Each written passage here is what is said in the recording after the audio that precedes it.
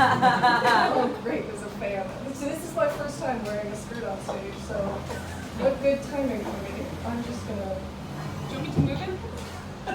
Just let me know if you see my fan. Hi everyone.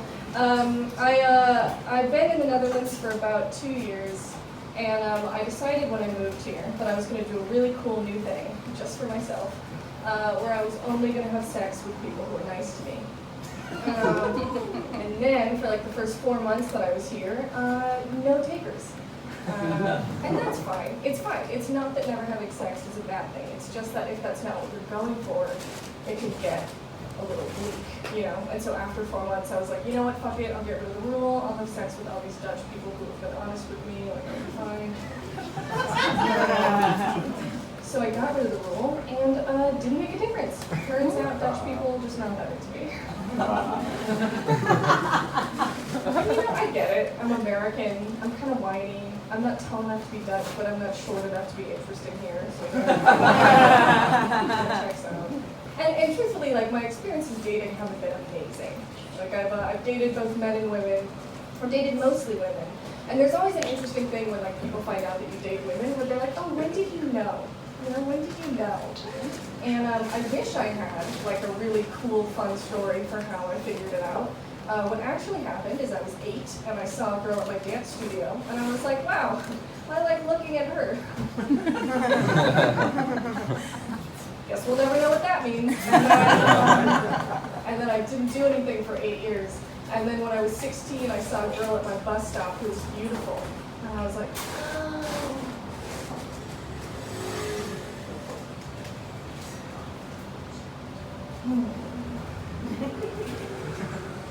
Yep, I like pussy. Okay.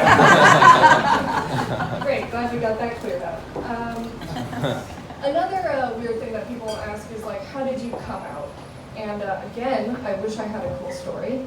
What actually happened is I just sort of, like, dropped hints here and there.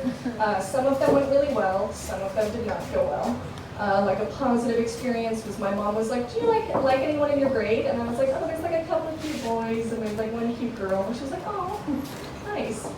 A negative experience is when I accidentally airplayed lesbian porn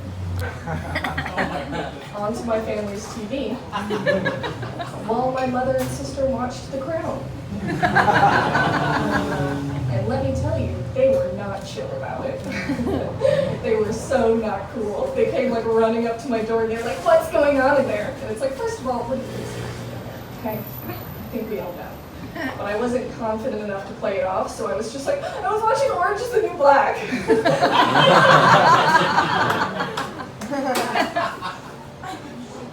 My skirt's too short to pick that up. I really wish that I had the confidence to pull it up, to like pull it off at the time. Now I do, so like every time I get home, I'm like, what up, Mom? Great to see you for Thanksgiving. How you feeling? Do you remember that time that I broadcast porn on our television? It was 2 ladies. It wasn't Orange is the New Black. It was lesbian porn. Boy, and those lesbians, they were lesbianing. That was really happening. And my mom's always like, I had so many hopes for what you would turn out to be. She's not homophobic, I'm just a disappointment, you know. I've had kind of a weird year. Like, separate from like the weird year we're all collectively having. Let me make this about me for a second. My dentist told me that I brush my teeth too hard, which makes me feel like life is a losing game.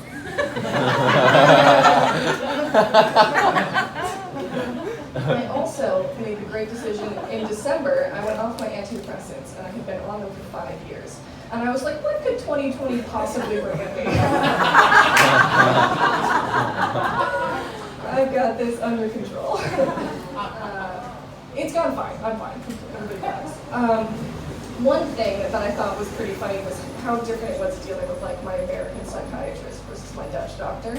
Like, my American psychiatrist was this like horrible turtle of a man who was like, you're gonna be on these drugs for the rest of your life. You know, you're gonna be on the supermax dose, just like given the severity of your depression and your genetic predisposition, you're gonna be on it forever. And then I moved to the Netherlands, and I was like, I would really like to go off then. And my Dutch doctor was like, okay. What's the worst that could happen? And I was like, well, and he was like, if you want to kill yourself in 4 months, you come back and let us know. And to his credit, it's gone fine. You know, I've been okay. It can be really weird, like, when you identify as a sad person and you become happy, like that can be super strange. You make very different choices. Before, I identified for so long as a sad girl, so I was like, I'm a sad girl, like, nobody gets me.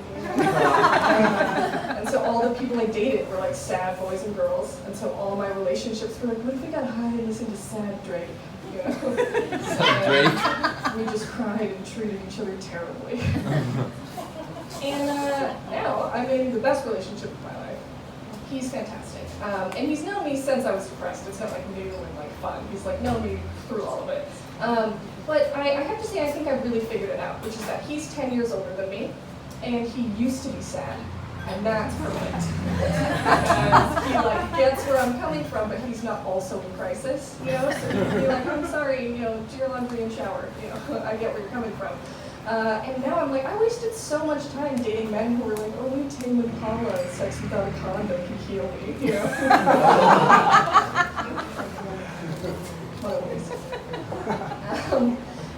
It can get a little bit strange though, like I've had a hard time adapting to being in a happy relationship.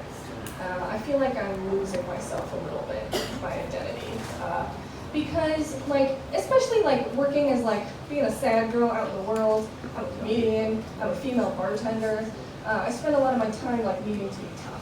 That's important to me, you know? So I spend most of my shifts being like, what are you doing? Don't talk to me like that. Don't do that. Don't hit on me and be an asshole. Get out of here.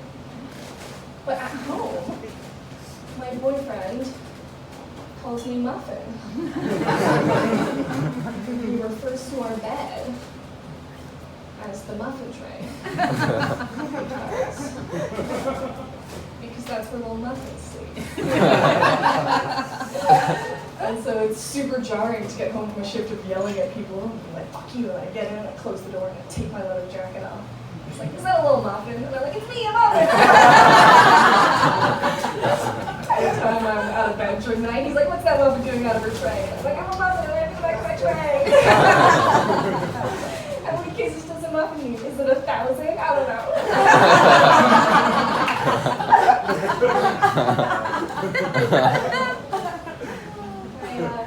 I also, like, sometimes I feel like I sort of lose sight of how much things have changed for the better, you know? Like, I just think, like, oh, this is normal life, you know? Like, I'm just happy.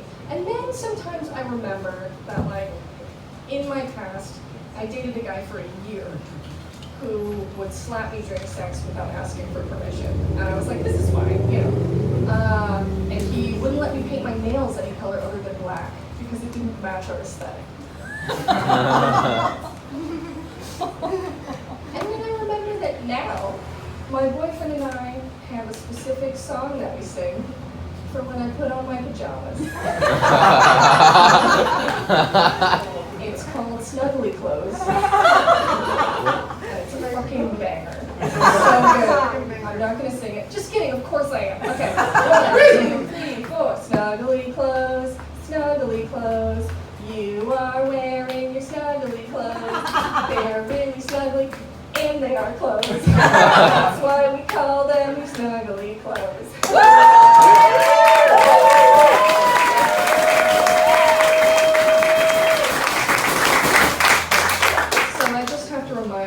Young me, like, I am super lame now, but I'm also happy. So, you know, what are you gonna do? And that's gonna be my time. I'm gonna